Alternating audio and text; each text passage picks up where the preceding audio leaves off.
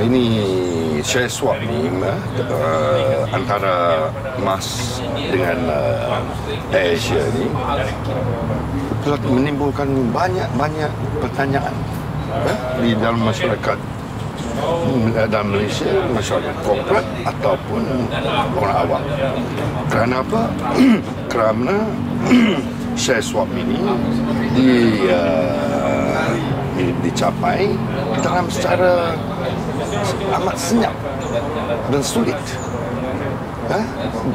Bila satu transaksi yang berbilion-bilion ringgit ini dalam keadaan ini, orang tak boleh terima oleh kerana negara kita dalam moving towards, kita pergi ke arah transparansi, ketulusan. Ini bukanlah satu isu yang mengacam keselamatan negara. Inilah satu isu yang melibatkan wang rakyat berjuta-juta ringgit dan juga terlibatkan penerbangan negara kita. MAS ni bukan satu airline sahaja, yang adalah satu, boleh kata, duta kepada negara kita, dan juga boleh kata kita punya national pride. Jadinya kita tak boleh dengan sewenang-wenangnya buat begini aja, kata atas nama apa, untuk menyelamatkan MAS. Memang kita setuju baik pulih, nak buat MAS lebih baik, lebih efisien, lebih besar, boleh terbang lebih tinggi, kita terima. Tapi ketulusan dan kemarin kita telah dengar bahawa saya ada tulis banyak dalam blog saya pelbagai isu, tapi sampai hari ini tak ada seorang pun, sama ada dalam MAS atau AirAsia ataupun kerajaan, memberi pandangan mereka terhadap apa-apa yang saya cakap. Yang terutama kemarin kita sudah dapat satu penjelasan daripada Timbalan Menteri Kewangan, Datuk Yang Berhormat Datuk Mahathir, di mana beliau mengatakan share swap ini adalah itu tergantung atas harga saham pada 5 hari bulan Ogos 2001 saja. Ini sudah boleh kata tak boleh diterima oleh mana-mana pihak dalam masyarakat kita, sama korporat atau orang awam. Oleh kerana kita nak ada satu share swap ini mesti atas nilai syarikatnya. Berapakah net worth ataupun net tangible asset MAS dan juga AirAsia. Kerana kita boleh nampak MAS ni adalah satu syarikat gergasi, boleh kata asset back. Ada Khazanah, ada PMP, Penerbangan Malaysia Berhad. AirAsia Berhad ada apa? Cuma nama dan goodwill. Tetapi itu share swapnya atas equation apa? 20% saham MAS akan diberi kepada Tune Air, dan Tune Air balik kasih kepada MAS berapa? 10%. Dari situ pun kita tengok dah tak imbang, tak seimbang. Ini adalah satu tak boleh terima, kerana MAS ni adalah satu syarikat gergasi, asset backed corporation, right? Yang ini tak ada. Dan Khazanah dapat apa lagi? Ada option untuk membeli 10% AirAsia X Sdn Bhd. Kita kena faham, AirAsia Berhad ini dengan AirAsia X ni adalah dua syarikat dari segi undang-undang. Dari segi undang-undang, two legal entities, two human being, boleh kata dalam undang-undang. Jadi kita tak boleh campur. Dan AirAsia X ni kita kena tengok latar belakangnya. Dulu namanya adalah Fly Asian Express Sdn Bhd. Dari short dia memanggilkan nama dia FAX. Yang ditubuhkan pada tahun 2006. Kalau saya tak salah, Mei 2006 baru ditubuhkan. Selepas tubuh tu, mereka lawan dengan MAS. Mereka nak ambil alih perkhidmatan MAS di bawah Rural Air Services RAS di Sabah dan Sarawak. Ini route di sana, RAS ni route yang tak boleh untung untuk buat satu perkhidmatan oleh kerajaan yang perkhidmatan kepada Sabah dan Sarawak. Mereka pergi itu kawasan mendalam dan sebagainya.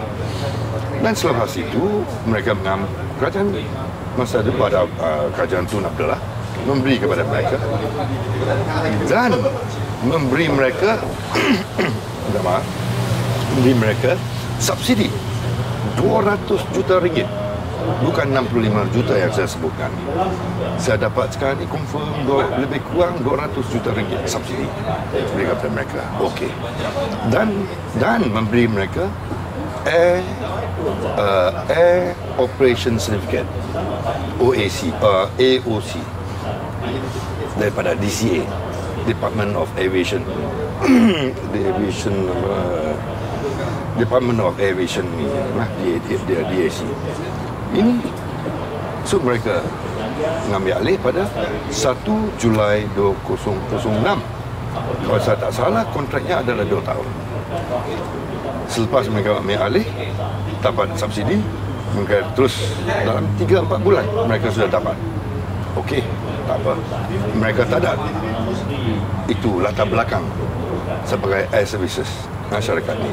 So, dapat. Semasa mereka dapat, dan MAS masih memberi perkhidmatan dari segi teknikal dan operasinya. Baiki ke apa ke. Sampai bulan Februari 2007. Ya. Selepas itu MAS tak mau ambil bahagian lagi, mereka kena buat sendiri. Dari Februari sampai Julai tahun 2007, banyak komplain terdapat daripada Sabah dan Sarawak, kerajaan, orang awam, kerana perkhidmatan yang tak baik, tak ada servis ataupun tak regular dan sebagainya. Kerajaan pun masa tu memang terpaksa itu cancel, panggil MAS balik pula, mula buat RAS ini.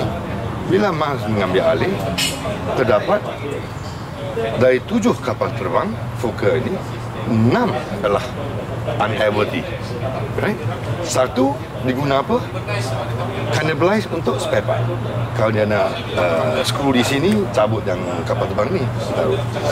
Kalau nak itu tayar, cabut dari sini. So, inilah perkhidmatan Asia X ini, latar belakangnya. Dan MAS perlu bayar 35 juta ringgit untuk baik pulih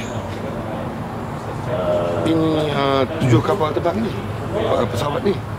Dan selepas itu, kalau saya tak salah, Khazanah telah ambil tindakan undang-undang, dapat judgement kehakiman, tapi tidak dilaksanakan terhadap fact ini. Kalau saya tak salah, saya akan dapat itu jawapan daripada Parlimen mengenai perkara ini. Ya. So, dengan latar belakang sedemikian, ya, kenapakah Khazanah nak option lagi? Nak bincang daripada mereka lagi? Sebab kita sudah tahu ciri-ciri facts ni yang begini. Sebab sebagai seorang peniaga, saya nak bersaing dengan awak, nak kawan dengan awak, saya nak tahu juga. Bila saya dapat tahu inilah data belakang awak, memang saya tak mahu ada apa-apa urusan dengan awak. Ya? Ya, dan juga yang mustahil, yang 200 juta ini juga dikasih dengan sewenang-wenangnya, tak diambil alih, kami minta balik kerana kena prorata lah. Kalau kau kena beri perkhidmatan 2 tahun, kita beberapa bulan kita ambil balik. Tidak juga. So 200 juta buta-buta habis kerajaan. So dari latar belakang yang sedemikian, yang masih hutang terhadap MAS mengenai dengan 35 juta ringgit ni untuk baik pulih pesawat ini, Khazanah nak masuk apa lagi? Nak bincang apa lagi dengan mereka? Tetapi Azman Mokhtar lagi kita dapat laporan daripada bahawa Khazanah telah melantik satu konsultan Morgan Stanley Investment Bankers untuk membuat penilaian terhadap AirAsia X ini, sama ada nak beli atau tidak 10% faham. Ini menunjukkan apa? Ini menunjukkan bahawa Khazanah menjalankan tugas mereka, pegawainya, khasnya Tan Sri Azman Mokhtar menjalankan tugasnya yang tidak berapa baik. Kerana kita mesti buat due diligence dahulu sebelum ada apa-apa nak lanjutkan itu perbincangan untuk itu transaksi yang berbilion-bilion ringgit ini. Bukannya buat keputusan dulu baru buat penilaian. Itu dah salah dari segi corporate governance. Ya? Dalam keadaan demikian tak payah buat pun, kita kena tolak dah. Sebab AirAsia X ni dengan AirAsia Berhad dua-dua syarikat yang berbeza. Tolak AirAsia X kerana latar belakang awal begini. Ya? Tidak. Dan saya ada bertemu ataupun satu pertemuan telah diminta saya berhadir sebagai seorang keluarga di Hotel Hilton, ya, dengan beberapa orang blogger termasuk Rocky Blue, Big Dog, Outside the Box, di mana perkara ini ditimbul. Kenapakah masuk dalam ini AirAsia X ini? Dan saya meminta Tan Sri Azman bahawa kita kena membezakan dua syarikat ini. Satu AirAsia X, satu AirAsia Berhad. Sebab dia two legal separate legal entity. Dan saya memberikan pandangan saya dan blogger yang lain juga memberi pandangan kepada Tan Sri Azman. Dan beliau mengatakan apa? Memang saya tahu syarikat ini adalah dodgy. Saya boleh sumpah demi Tuhan. Inilah jawapan dari komen ataupun deklarasi daripada Tan Sri Azman Mokhtar sendiri di depan semua bloggers bahawa deal AirAsia X Sdn Bhd ini adalah dodgy.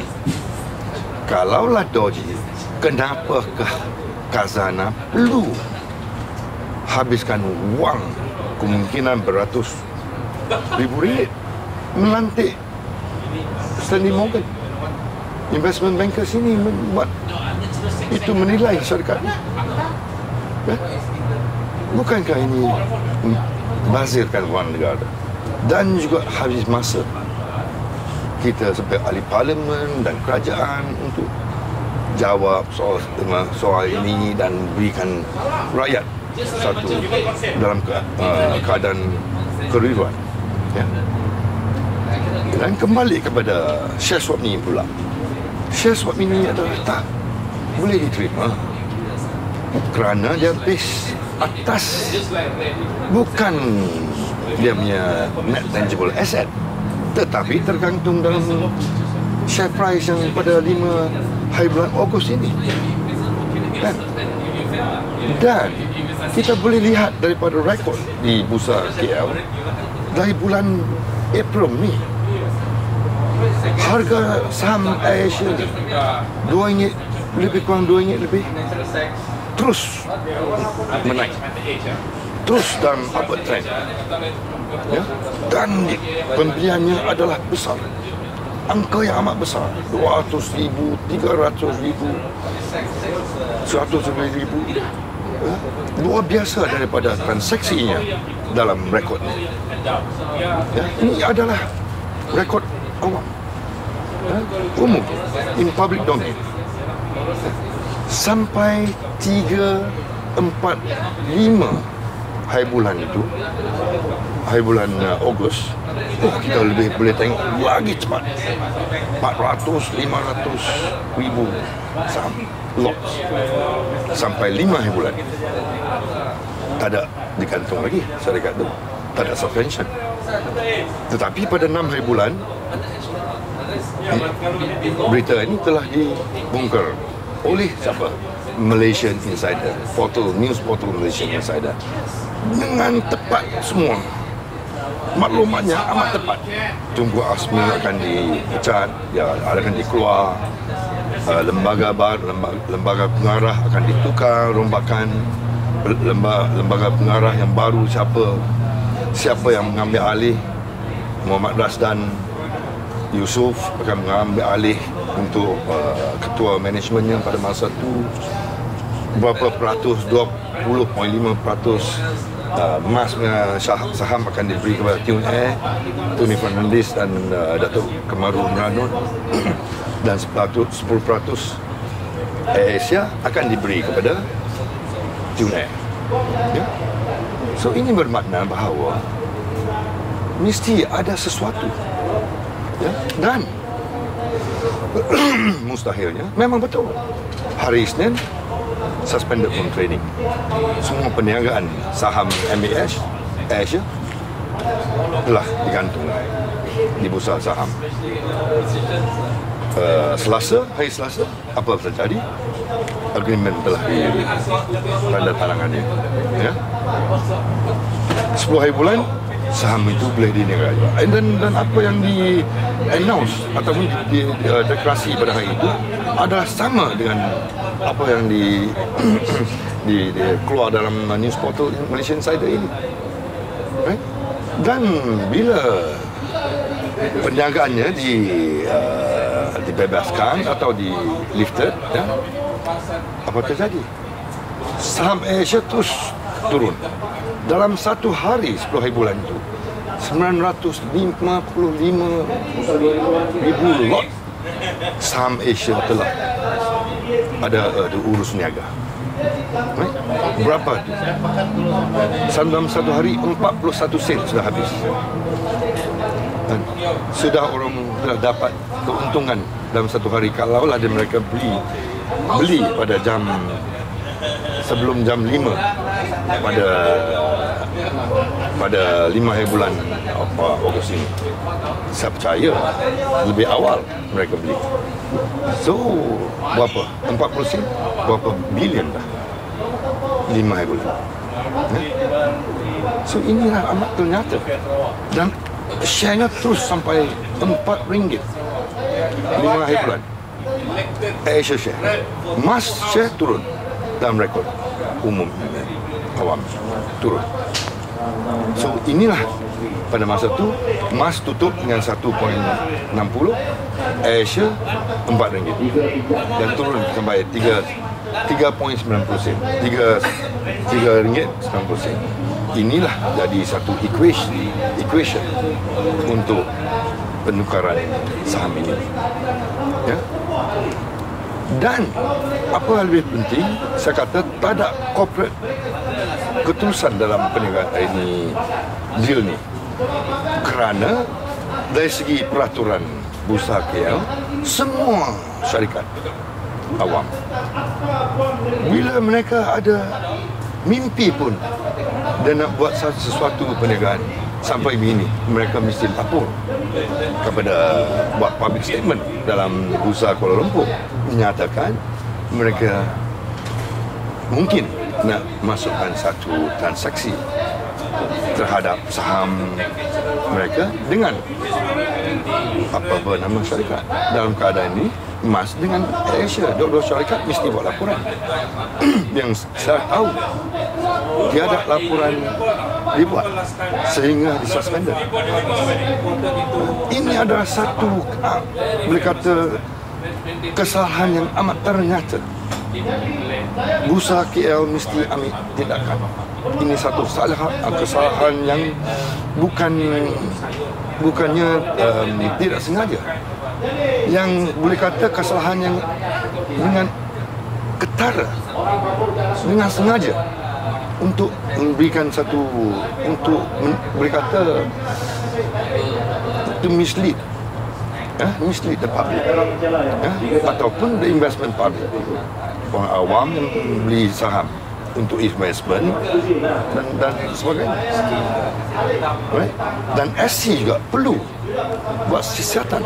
Siapakah yang beli saham AirAsia dari bulan Mei, dan Mac juga ada Mei start. Mei dua-dua syarikat ni saham orang beli. Biasanya emas transaksi 10,000, 12,000 lot setiap hari. Tapi dalam Mei start 100 lebih, 200 lebih, 300 lebih ribu.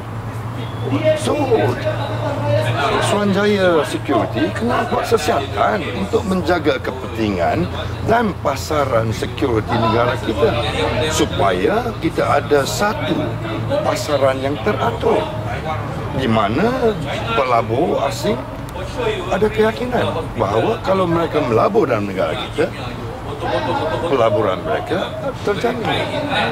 Dalam keadaan ini begini menunjukkan bahawa di negara kita ni, Malaysia boleh apa juga boleh buat. Ya. So dalam keadaan yang demikian, ya, dengan jawapan yang diberi kemarin dengan awak adik, saya amat sedih hati kerana jawapan begitu, keadaan begitu tak seharusnya dibuat oleh sebuah syarikat awam GLC. Syarikat GLC ini adalah syarikat rakyat, bukan syarikat kerajaan. Prinsipnya adalah yang rakyat punya. MAS ni syarikat penerbangan negara, the national flag carrier, yang membawa jalur gembilang kita ni pergi ke merata-rata tempat dalam dunia. Kita mesti sebagai seorang rakyat menjaga kedudukan MAS itu. Sentiasa MASnya mesti adalah syarikat yang mesti kita mempertahankan. Apatah lagi sebagai ahli parlimen yang kita memegang amanah rakyat. Jadi tujuan saya adalah perkara ini tak boleh mengerti fikir. Kerajaan mesti buat kajian yang baik. Tak boleh meneruskan dengan urus negara ini sebab harga begini memang tak sesuai dan tak boleh diterima, dan juga menunjukkan bahawa sebuah syarikat ikan bilis boleh mengambil alih satu syarikat yang bebas. Umpamanya seperti satu syarikat berhad yang kecil ambil alih Petronas, mana boleh tu, tak masuk akal. Dan keuntungan MAS, memang kita amat bersetuju MAS kalau boleh sentiasa dapat keuntungan. Tetapi kita kena faham, MAS ini adalah sebuah syarikat national carrier, penerbangan negara yang bawa lambang negara kita. Tak semestinya semua rute yang mereka terbang tu mesti buat keuntungan. Ada rutenya memang mesti mereka rugi. Tetapi kalaulah mereka boleh bawa nama negara kita ke negara lain sebagai ambassador, kenapa tak boleh? Kita rela. Kita nak menaikkan nama negara kita supaya orang tahu, orang nampak, oh ada Malaysia di mana, oh ada punya airline bagaimana baik. Ya? So ini kita kena faham. Jangan anak tirikan MAS, sentiasa ketuk MAS. Ya, kalau MAS ada masalah, kita buat satu siasatan diraja sekaligus menyiasat kenapakah MAS sampai hari ini dalam 2002 selepas Tan Sri Aziz kita ada berbagai-bagai masalah dan kita perlu projek wow. Masa tu widespread asset unbundling yang dibuat oleh siapa? Syarikat Bina Fikir Sendam Berhad. Masa tu diketuai oleh siapa? Saham pemegang saham dan bosnya siapa? Tan Sri Asman Mokhtar, Muhammad Razdan Yusof. Ya, sekarang masa tu dah tubuh bila 2002, 1 Januari 2002 syarikat ini ditubuh. Selepas tu terus MAS sudah dapat kerja untuk buat satu projek yang besar. Wow, saya tengok wow juga. Dan salah satu yang dibuat di bawah siapa? Tan Sri Mat Yusof masa tu jadi MD pengarah urusan. Ya? Sekarang kita nampak Tan Sri Makno dari apa? Chairman MAS. Razdan bagi apa? Salah seorang pengarah dalam MD Khazanah. Sekarang memang Tan Sri Afwan jadi itu pengarah. Wow ni untuk membaik pulih, untuk menyelamat MAS. Apa? Mereka jual MAS Catering Sendang Berhad kepada sebuah syarikat pada 25 hari bulan September 2003 kalau saya tak salah. Memang 2003 hari bulan itu memang September. Jual kepada saya, masa itulah Makno, Tan Sri Makno buat satu kenyataan abal. Wah, kita ni membaik pulih MAS, penyelamat MAS. Wow. Tapi beliau tak memberikan itu apa statement yang full secara detail bagaimanakah kita nak menyelamatkan MAS seperti sekarang. Mereka pun nak menyelamatkan MAS. Bila kita tanya itu apa Abang Adik yang berhormat Datuk Abang Adik kemarin, apa kerjasama, apa cooperative framework ini, nanti kita akan memberikan masa mana boleh itu menunjukkan bahawa mereka tak ada framework langsung, cuma omong kosong atas nama apa? Projek menyelamatkan MAS.